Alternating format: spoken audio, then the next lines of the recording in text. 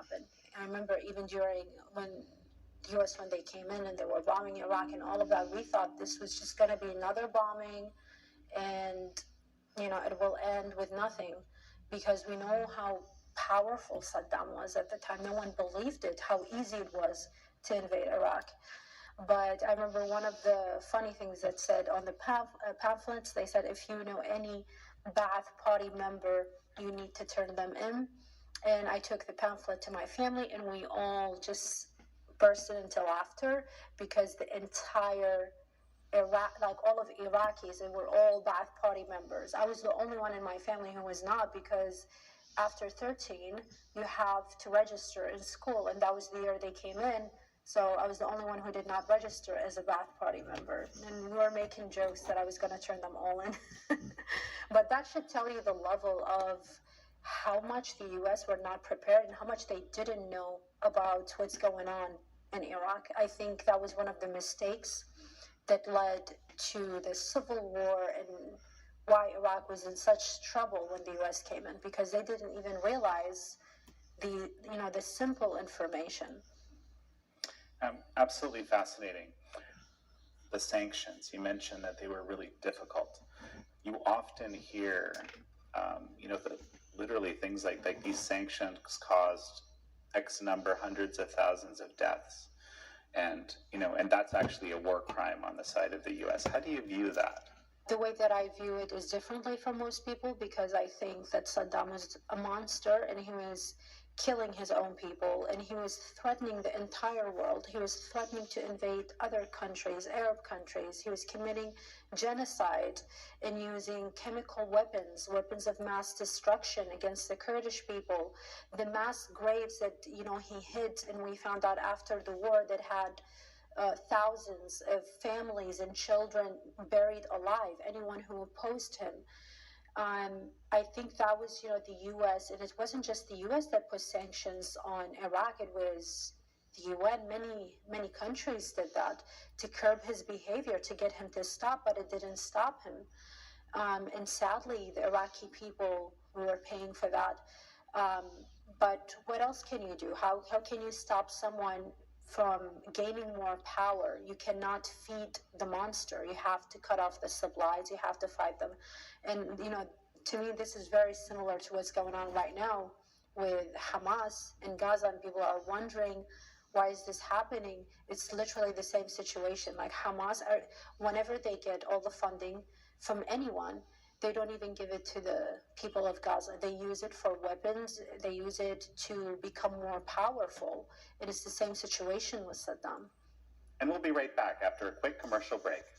Manifesto on the first place as a first point of their new idea. This is a pure communist ideology, and all the things that we see in the world right now, you can add the fentanyl thing in U.S. This is just a hostile activity of communist China. If you look at this from a broader perspective, you just see a worldwide attempt to challenge the global order that was built after the Second World War. And I see it in a way as overtime. I'm a basketball player, to the Cold War. This is what we are seeing right now. Okay, Gregory, I'm going to go back to you and explain to us also what China does, what is being described on multiple fronts as well. So we talked about TikTok, but how else is China making its influence felt? The re-emergence of Marxism is not from today. When you see the CCP, they are in bed with the terrorists. They're in bed with the Taliban. The Taliban leader, the tribe leader, visit Beijing. They take a group picture together. We do not see the CCP condemn the invasion in Ukraine, but now they do not condemn the Hamas kidnapping and killing of the innocent civilian in Israel. What I want to repeat is Marxism itself.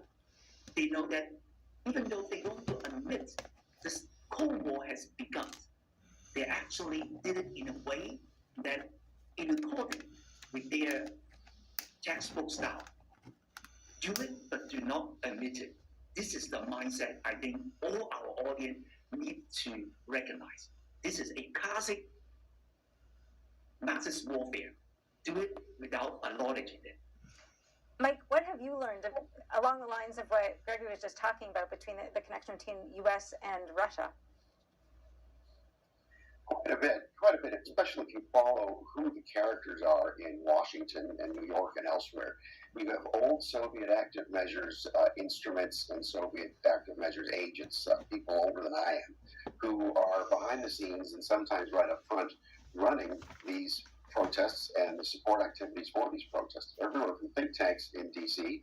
to members of Congress, like certain members of the Squad in the House of Representatives. We have one of them, Congresswoman Barbara Lee, who's an established member of Congress. She used to be call herself Comrade Barbara. I infiltrated a Soviet front organization in the 1980s. It was called the World Peace Council, and there was Barbara Lee, then a congressional staffer, palling around with known and identified Soviet agents, one from India named Ramesh Chandra, calling each other comrade. She's now a member of Congress who's running for the United States Senate from California. So you have these individuals all over the place. Karen Bass, another one. She was a congresswoman from who's now the mayor of Los Angeles, and she was for 50 years involved with the Cuban regime's Venceremos brigades to assess and recruit and operate Americans to become agents of influence for the Cuban regime, which was then a Soviet proxy, and now it's a Soviet, a Russian, and a Chinese proxy.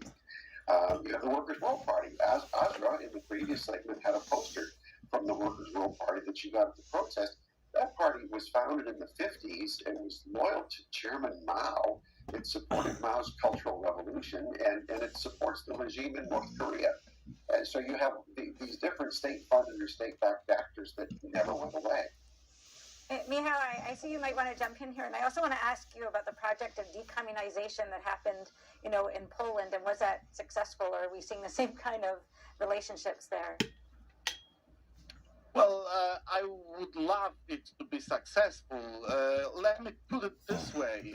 The last the communist dictator of Poland, Wojciech Jaruzelski, died in 2013, and he was buried with honors as a hero, not as a communist criminal and Russian crook, as he should be. We got three, at least, high representatives of the Communist Party that used to be prime ministers of the Republic of Poland after 1989.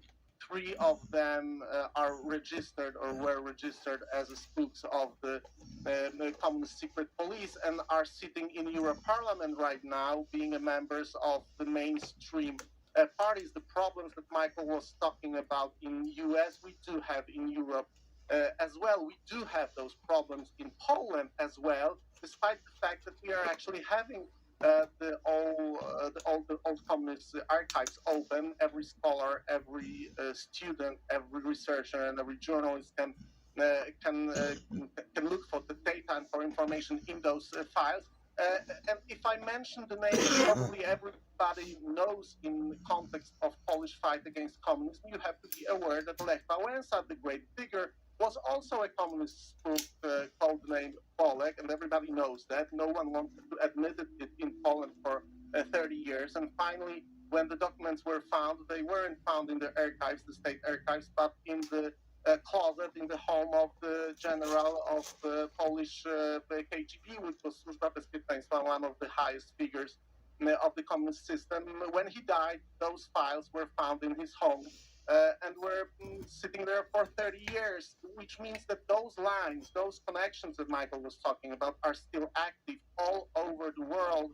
And Russia didn't finish the job. When Vladimir Putin in 2007 at the Munich conference actually declared a war on the West, he was serious. He wasn't talking about some ideological war only. He was talking about an attempt to re-establish Soviet Union, which means for a state like mine, Poland, which means a fundamental threat, because we were in the Soviet camp, we were imprisoned by Soviet, and Germans who are probably not aware of this fact do not realize that half of their country was also a part of the evil empire. So when Vladimir Putin is talking about re-establishing Soviet Union, he is also talking about taking over at least half of Germany.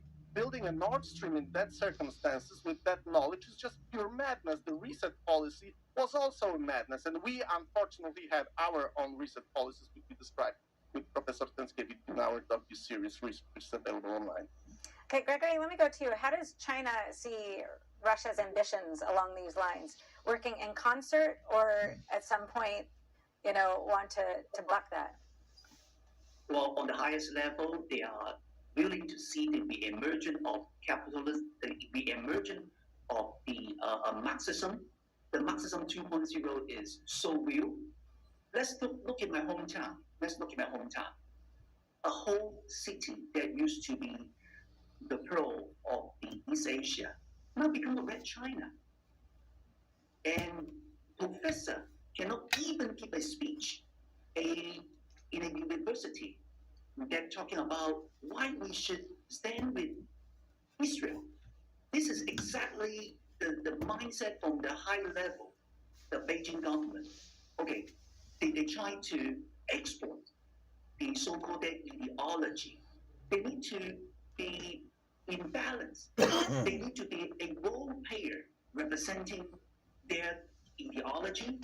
They want to work with the Russian, not to say the Hamas, and it's officially they're working with the Taliban. This is exactly a warning sign to our audience. The emergence of Marxism 2.0 is real. All right, we're going to have to take a break now, and we will, when we come back, we are going to talk about what can we do about it? What is the future? Sarah Idan, I've been looking at a lot of authoritarian, totalitarian regimes over, many years, and in these regimes, there's always some portion of the population that has this, let's call it freedom bug, like your family. They decided, no, this isn't for us, trying to figure out how to deal with that. And then there's also a lot of other people that go along with it. Mm-hmm. And then there's some that are actively involved and enthusiastic about it. That is true. But in Iraq, I would tell you that the majority did not want Saddam. And this is something that we all knew. It was very small portion that wanted him. And they were people who felt protected by him. And they're mostly the people who worked for him. Because the normal Iraqi didn't have any rights, didn't have any freedom, lived in poverty. And we were watching this dictator on TV wearing fur, smoking his Cuban cigars, and living the life while we were starving. How can you respect such a person? So, no, this is not like what we see in some countries where it's half and half. Definitely in Iraq, the majority did not want Saddam Hussein. So now, well, tell me a little bit more. And of course, you eventually made it to the U.S. and you also were involved in Miss Universe. So tell me about that whole picture. I came to the U.S. when I was 19. When I was in Iraq, I worked for the U.S. military. I was a translator. And when you work for the U.S. military, they give you a special immigrant visa, which means once you arrive to the U.S., you will receive a green card, and it's valid for 10 years. So automatically after 5 years, you become U.S. citizen. And while I was in the U.S., I participated in one local pageant that was for the Iraqi community, and it caught the attention of Miss Iraq organization in Iraq, and then they called for me to participate in Iraq. And at the time, I was going back and forth to see my family. And then I went to Miss Universe, and in the beginning I was so happy. I couldn't believe it, even though I knew the only reason I probably won the pageant because I spoke English, and they wanted someone who could speak English and can answer questions. At the time, there were about 93 countries that we had. That year when I went, it was Speaker. This is Representative Mike Johnson. And his appointment followed the ouster of Kevin McCarthy as Speaker, and after rounds of dueling votes among Republicans as well. So, what can we expect from the new House Speaker? Here to speak with us about this is Epoch Times reporter Darlene Sanchez. Hey, Darlene, thanks for being here. Hi, Josh. Thank you for having me. So, Darlene, there was a lot of back and forth over who'd become the next House Speaker. I mean, it was looking for a while like Jim Jordan might get it, but really there's a big divide right now among Republicans and with the Freedom Caucus in particular. How did Mike Johnson get Republicans to come together on the vote for him? Well, I think that's was very interesting. I went out to his hometown, Benton, Louisiana, and when I spoke with his neighbors and just people in the community, it's a small town of about 2,000, everything there pointed towards the church. And I think that Speaker Johnson, I think that his strength is that he has a lot of faith. He is adamant about that faith, and he's willing to talk with people, people on, Capitol Hill there, the other Republicans. He's also, kind of, soft-spoken. He hasn't been in the limelight a lot. So I think what they said about him was he really didn't have very many enemies, or he had no enemies. And so I think that everything came together for him there at that moment. Percent of Christians who believe in reincarnation. Let's now zoom out and look at the topic more broadly. A study was conducted by near-death researcher Dr. Jeffrey Long on God's presence in NDEs and published his findings in his book, God and the Afterlife. According to his book, about 46% of 420 responses said they were aware of God or a supreme being's existence during the experience. About 40% said no.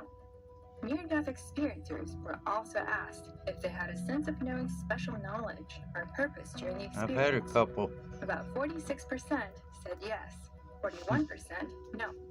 In his book, Dr. Long includes the account of a woman named Cynthia who nearly died of a tumor in her pineal gland when she was 12 years old. Cynthia said she had met God. I asked him whether only people of one religion will make it into heaven. He said everyone who believes and has faith, even those who don't think they do, will make it. It depends on what's in their hearts. Place, well, it appears the FBI and the Biden administration still have their sights set on targeting conservatives, in particular anybody who was involved with January 6th. The FBI, they just ended a large-scale manhunt in New Jersey for Gregory Yetman. He's being accused of pepper spraying protesters and police on January 6th, which he denies, by the way. At the time, he was a military police sergeant in the New Jersey National Guard. He surrendered to authorities just today. And the manhunt ended without violence, as have the more than 1,000 other arrests of January 6 protesters. And as people are being hunted and thrown in solitary confinement for years, oftentimes without trial, on charges like trespassing and interfering with an official proceeding, people calling for actual violence, or even in some cases openly supporting terrorism, they're being treated with an opposite set of standards.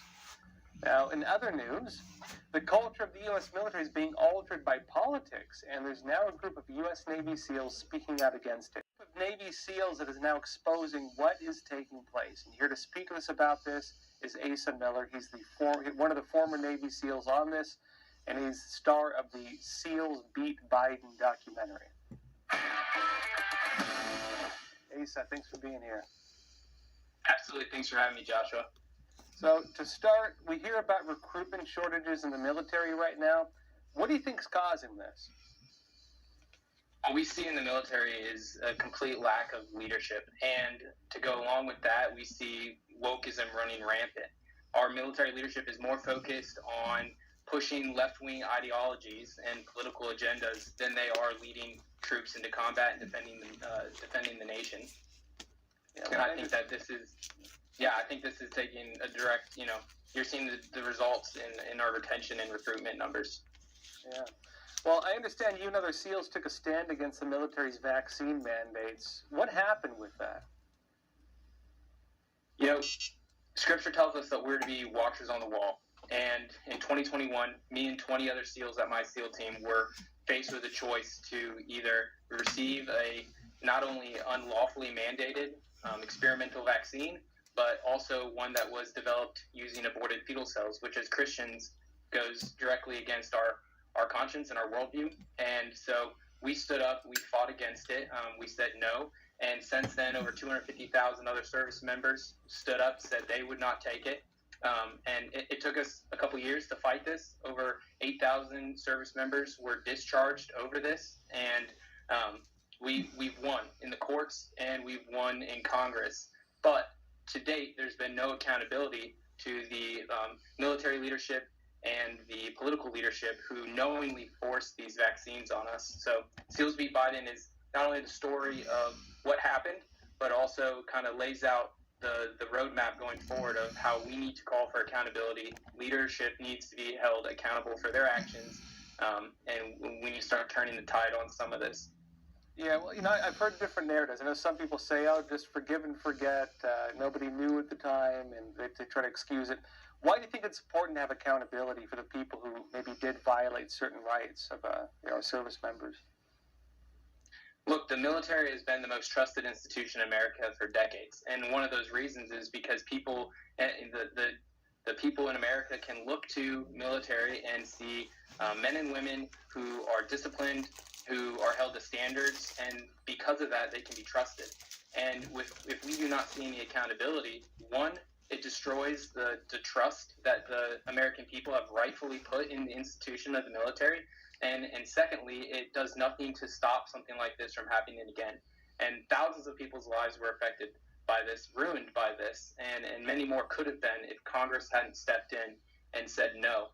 So without accountability, there's nothing stopping these leaders from doing the same thing over again. Well, I've heard a lot of veterans actually encouraging their kids to not join, and maybe not everybody realizes why it's important. Our military is actually in many ways generational. It's usually like parents and grandparents, having their kids or grandkids join, following in their footsteps. Once you break that chain, though, you're going to have problems like this. Do you think that type of accountability would maybe clear the way where people can see, okay, something was done about it, and they want their kids or grandkids to join again? Absolutely. I come from a second-generation military family as well. My father served for 27 years in the Marine Corps, and that left a huge mark on me. And he was excited to see me go off to boot camp. He was excited because he knew that the military installs things like discipline, as I mentioned before, but also honesty, integrity, and this is something that people look to shape up young men and women into adults. And if you don't have these attributes, then what good mother or father would send their child off to an institution that they know is lauding deviant behavior, which is honestly what we see in the military, from the vaccine mandates to abortion, trying to circumnavigate federal law, to encourage people to go out and abort their children, to transgender surgeries, taking service member off the line, out of the fight. It's saddening, and something has to be done about it. Absolutely. Yeah, well, I've seen reports as well in the military's so-called white privilege trainings. Have you encountered those? What are these? Yeah, actually, within a few weeks of ass. President Biden taking office, my SEAL team was pulled in while we were on deployment to Africa, and we were forced to go through some internal white privilege training where we were told, these trainings are followed up with official documentation that you have to sign, put your name to, basically accepting that, you are even if you don't realize it, you're a racist. And that played a part for sure in some of our stands, because we're not putting our name to legal documents claiming that, we're racist just because of the color of our skin. I'm Christian. I don't believe in that. And it's destructive to morale. You have guys who just want to serve with their brothers and sisters and defend our country against enemies, foreign and domestic, and yet they're being told by their leadership that they're now racist just because they were born white. Well, I know you and a few others really took the lead on taking a stand against this, and others followed as well. What happened to the troops when they first refused to go against these policies? It was different all across the branches, because due to the nature of this being an unlawful order, commanders tried to push this through as quickly and quietly as possible. So speaking from my own personal experience, me and, as I mentioned, 20 other SEALs were removed from our SEAL team, and we were moved to a parent command where they could kind of silo us, keep us away from everyone else, because we were just simply asking questions. we were forced to do things like picking weeds. We trimmed hedges, and then other times we just were left to the wind. At one point, we didn't even muster, which is where you come in and check in for the day, for 6 months. And during that time, our leadership just checked us, hey, present and accounted for, and then just stopped communicating with us. Well, you're in this new This is documentary sad. called Seals Really Beat Biden. Where sad. can people see it? Yeah, so just head over to sealsbeatbiden.com. We kept it simple for you. And if you toss your email in there, it'll get you past the paywall. There's no price for it. All we ask is that you subscribe, and then we'll keep you posted with regular emails. The release date should be in the next few weeks. It'll be in the month of November, and then there'll be a multi-part series to follow. Great. Well, Asa, thanks for being here. I appreciate it. Absolutely. Thanks for having me on. Know that I am third generation military. My family tree goes way back. Way back. I could be from Revolutionary War on through. I don't know. I have an uncle I have never met. And no one ever talked about him. I believe he died in World War II. I never knew. And my grandfather was ex-Navy, World War I. My father, World War II. And what I see happening in the military today, all this wokeness. Oh, white privilege. What a joke.